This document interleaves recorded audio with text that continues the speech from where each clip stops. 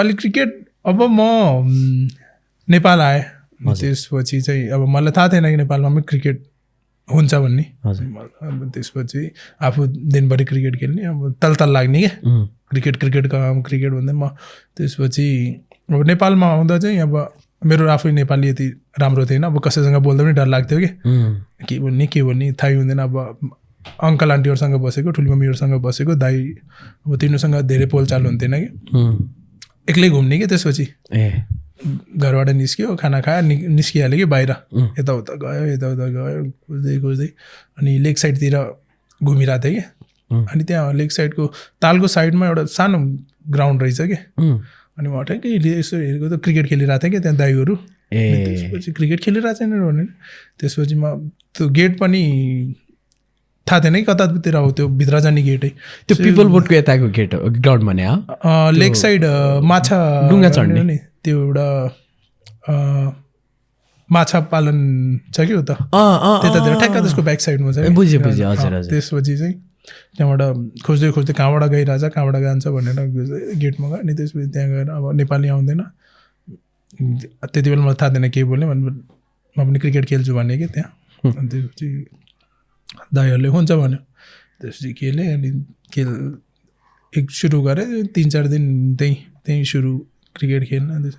अब आफू bowling batting अब त्यो दाइहरूलाई धेरै नहुने क्रिकेट नर्मल क्रिकेट खेल्ने कि अब म बल पनि तेज मार्ने बल हान्दा पनि घरमा हान्ने त्यसपछि दाइहरू राम्रो खेल्ने रहेछ भन्दै कहाँ खेल्थेँ भने म त इन्डिया बस्थेँ भनेर त्यसपछि त्यहाँ क्रिकेट अलिक सुरु गरेँ त्यसपछि गाउँमा गएको थिएँ कि म अनि बागलुङ जाँदा अब त्यही नागरिकता पासपोर्ट बनाउन गएको गाउँमा आफ्नो अनि मेरो मामाको छोरी बस्थ्यो कि त्यहाँ पहिला इन्डिया बस्यो हामीसँग स्टडिजसँगै गरे हो इन्डियामा अनि त्यसपछि गाउँमा आएर एउटा स्कुल धौलागिरी स्कुल भन्ने कि कलेज भन्ने थियो एउटा त्यहाँ पढ्ने रहेछ अनि त्यहाँ गएँ यतिकै घुम्न भन्ने किन घर बस्ने भने लिएर गयो कि मलाई अनि त्यहाँ कलेजमा ग्राउन्ड रहेछ त्यसपछि त्यहाँ पनि क्रिकेट खेलिरह अब मलाई नेपाली नबोल्न आउने त्यसपछि भने भइलिन भने अनि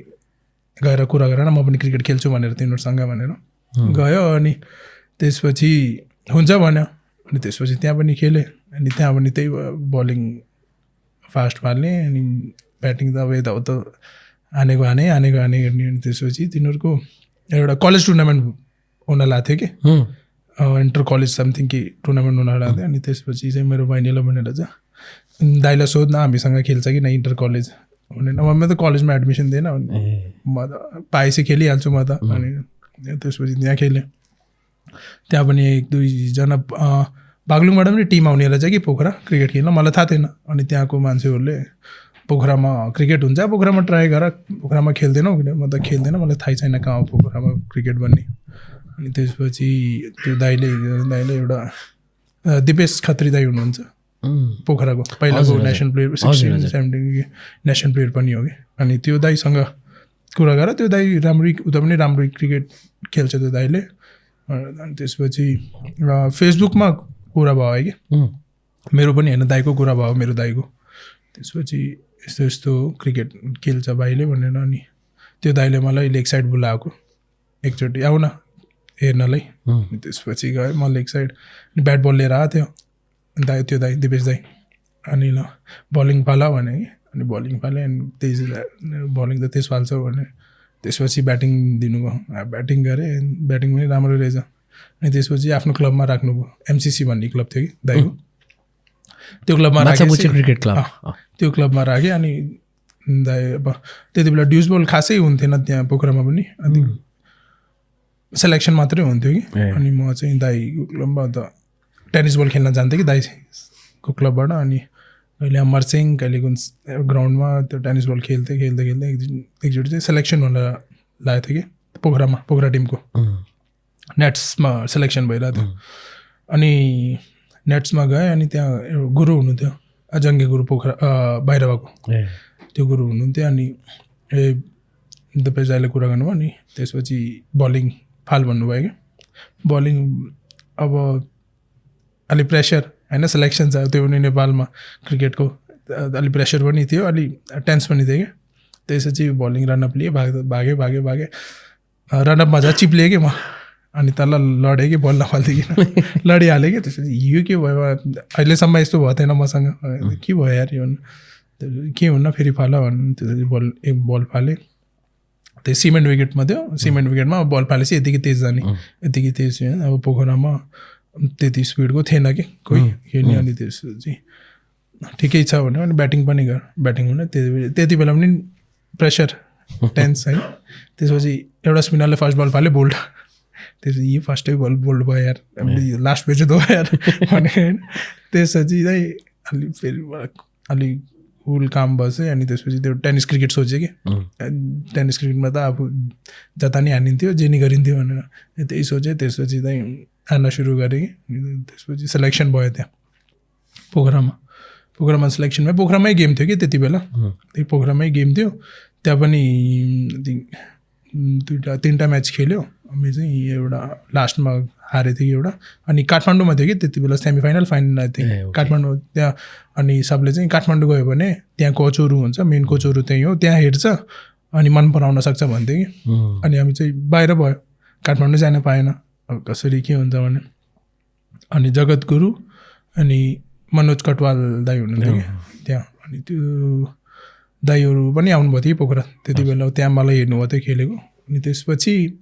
म चाहिँ पोखरै अनि पछि चाहिँ एउटा आई थिङ्क त्यति बेला टुर्नामेन्ट एनपिएल हुन लाएको थियो कि अब त्यसले फर्स्ट टाइम एनपिएल गराउन लाएको थियो कि त्यति बेला आई थिङ्क त्यति बेला अनि मलाई चाहिँ उता क्याम्पमा पनि बोलायो कि एज ए नेट बलर कि काठमाडौँमा क्याम्प लाग्थ्यो नि त नेसनल टिमको अनि नेट बलरकोलाई बोलायो कि अनि म पोखराबाट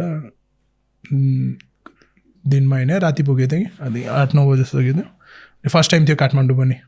ओके थाहै थिएन कहाँ उसमा गाडीमा चढेको माइक्रोमा पुग्दा फोन लिएको थियो एउटा अनि त्यसपछि मनोज कटवाल दाईले मलाई बोलाउनु भएको थियो कि कन्ट्याक्ट गरेर यता हो म भेट्छु भनेर त्यसपछि माइक्रो चढेर काठमाडौँ पुगेँ काठमाडौँबाट फेरि अब बस चढेर सुन्धारा त्यति बेला सुन्धारा बस्ने गर्थेँ कि नर्मल प्लेयर्सहरू धेरै जस्तो प्लेयर्सहरू अनि त्यहीँ मनोज दाई त्यहीँ आउनुभएको थियो मलाई लिन बाटोमा त्यहाँबाट त्यहीँ होटलमा राख्नुभयो अनि बिहान उठेर क्याम्पमा जानुपर्छ बलिङ फाल्न भन्नु त्यसपछि गएँ अनि बलिङ सलिङ फालेँ अब पुब्दु सरलाई पनि मन पऱ्यो त्यति बेला अनि तिमी होटल चेन्ज गर भने कि नेसनल टिमको होटलमा बस्छ भने कि नेसनल टिमसँग त्यहीँ बस्छ अनि टिमसँगै आऊ टिमसँगै भनेर अनि म चाहिँ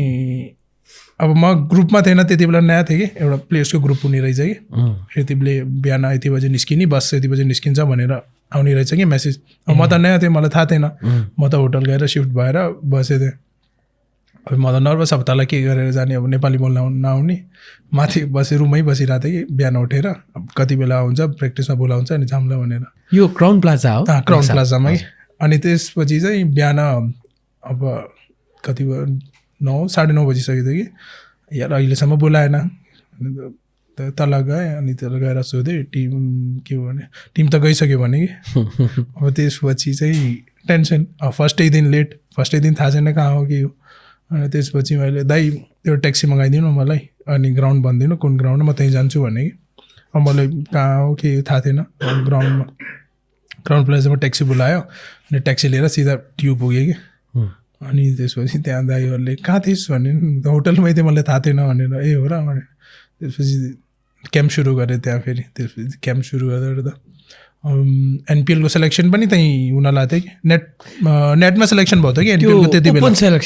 ओपन सेलेक्सन भयो थियो कि त्यति बेला ओपन सेलेक्सन हुँदा चाहिँ अब म त चाहिँ यो त नेसनल टिमसँग नेट बलरै गरिरहेको थिएँ अनि त्यसपछि चाहिँ सेलेक्सन दिन पनि जानुपर्छ भने नेट्समा त्यसपछि पुबुदु सरले कुरा गर्नुभएको थियो कि त्यहाँ यसले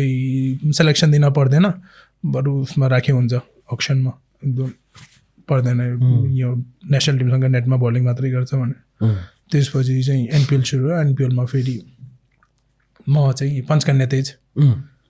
शरद दाईको टिममा अनि त्यति बेला हामी आई थिङ्क अहिलेको म दिप्पी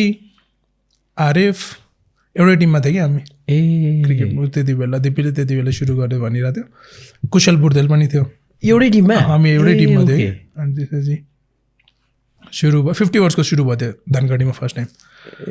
अनि त्यसपछि हामी त्यहाँ जित्योपछि त्यति बेला कति अब 1000 रुपियाँ थियो कि म्याच फिस एक म्याचको आई थिङ्क मलाई याद छ 7000 पाएको थिएँ मैले 7 म्याच जितेँ 7 म्याचमा अब 7 जितेर विनिङ प्राइजमा 23,000 कति पाएको थिएँ फर्स्ट टाइम पाएको थिएँ अनि म त आन्टीहरूसँग बस्थेँ नि त अनि आन्टीहरूले पनि पैसा दिएको थियो ड्याडीहरू पनि आउनुभएको थियो ड्याडीहरूलाई पनि पैसा दिएको थियो त्यहाँबाट आफूले पनि थोरै राख्यो त्यसपछि क्रिकेट स्टार्ट हुन तिनीहरूले त्यति बेला एनपिएल T20 पनि हुन्छ भन्थ्यो कि हामी चाहिँ T20 पनि कुरिरहेको थियो कि T20 पनि हुन्छ T20 खेल्ने हो आई थिङ्क त्यसपछि T20 भएन एक वर्ष इपिएलै भयो त्यसपछि एनपिएल चेन्ज गरेर इपिएलबाट T20 अनि पञ्चकन्या तेजबाटै खेलेको कि हामी टिम सेम थियो तर नाम चेन्ज गरेको कि त्यति बेला पनि जित्यो एनपिएल पञ्चकन्या तेजले त्यसपछि अब त्यहाँबाट सुरु भनौँ न क्रिकेट सुरु हुँदा नेसनल साइडमा त्यसरी स्टार्ट भयो